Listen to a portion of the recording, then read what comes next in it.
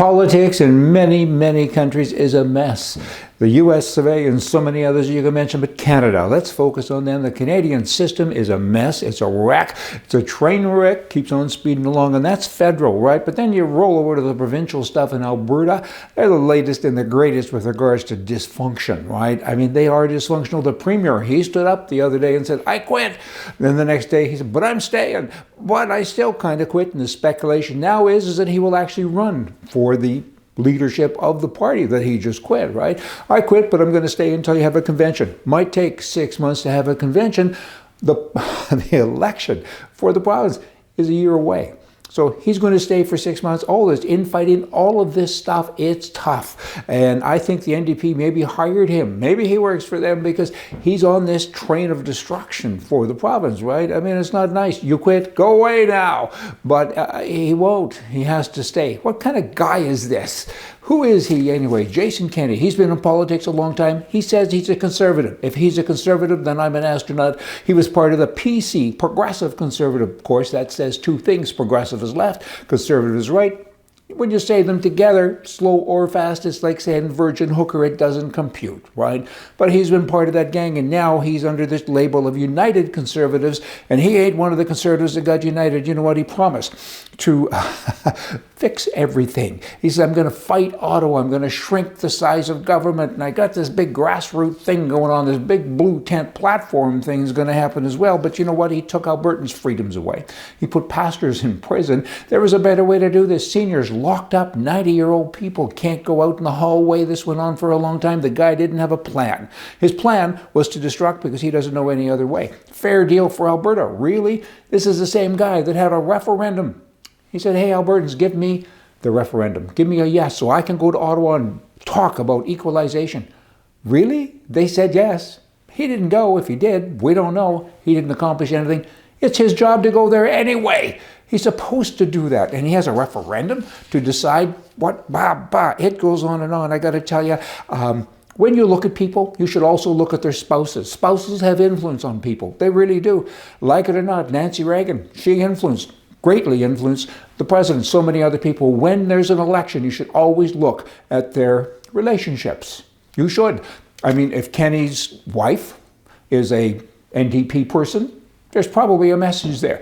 I don't think he has a wife. There's no record of him ever even dating a woman or having a girlfriend. Does he have a boyfriend? Whatever, whomever. Who is that person? Where's his influences come from? Because this is a guy that runs the lives of over 4 million people, and no one's ever looked into that. I'm baffled by that. You need to know who influences people as you go along. It's a mess. And then, you know what? When I met him years ago, I only met him once, he came up to me at a gun show in Calgary, handed me a pamphlet, and he says, he was running for the election. He says, do you like the NDP? I said, no, that of course is code for call me. And he said, okay, big smile, and he went on to the next guy.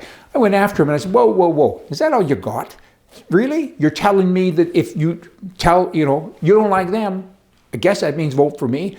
Really? You have nothing else? And it worked out because he has nothing else.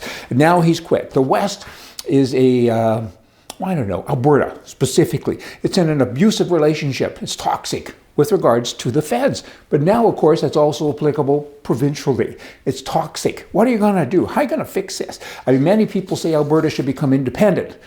Cut the ties with Canada. Maybe, but before you get there, you need to fix what's going on in Alberta. And to do that, you need a good government. You need somebody who can govern with new ideas, fresh ideas, bring people together. These people, they always say that they can do that. Now you have a whole bunch of recycled politicians saying, I want to lead the United, all these letters all the time. It's hard to keep them straight.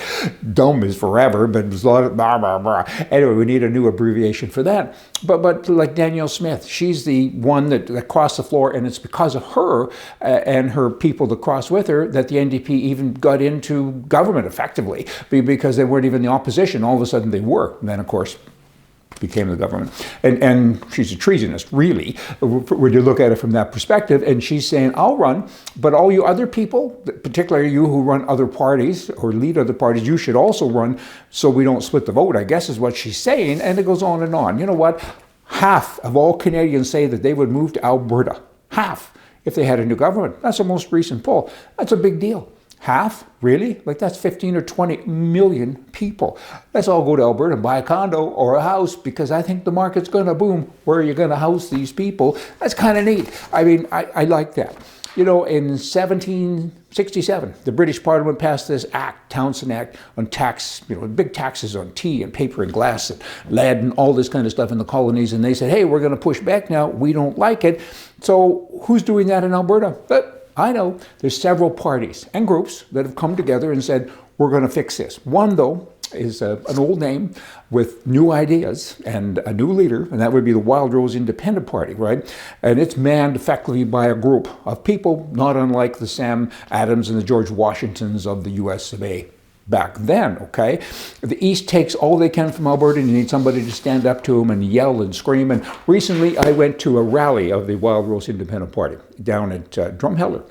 And the gal that owns the saloon we're in, it's called the Last Chance Saloon. A great place. You all got to go there and have a look. Oh, it's great fun. And it was a packed house. And there were 3 speakers. Paul Hinman was the main speaker, and he's the leader of that party. Got up and spoke about how I can govern. I being him, how I can govern. And my people, we can give you more freedom. We can do this and that. You know what? He's sincere. He's honest. And if it doesn't work with all the things that I will do, he's still saying I, then we'll become independent. And then we'll pack and we'll move on because we can do it better than the people who are doing it now. And he was aiming, in that speech at least, at the feds. And I think now in the future, he can probably aim more at the province because you need somebody to lead. You need a party to lead. And I kind of like what they do. Look them up, wildrosenation.com. And Paula, the owner of the Last Chance Saloon, thanks for your hospitality and everything. It was great to see. Great to see that packed house there, as said, and to listen to them. And everyone's the same. I mean, they're frustrated, and where do we go from here? And when I look at Jason Kenney and what he's about, I think, go anywhere, but don't stay where you are. Look at this disruption. The election's in a year. There's so much that has to be done. The WildRose and other parties too are working on it. Good luck to everybody. But in the meantime, somebody get rid of that guy. When you quit, you have to go away, don't you? Oh, but maybe he's here to stay. Poet, don't even know it. See ya.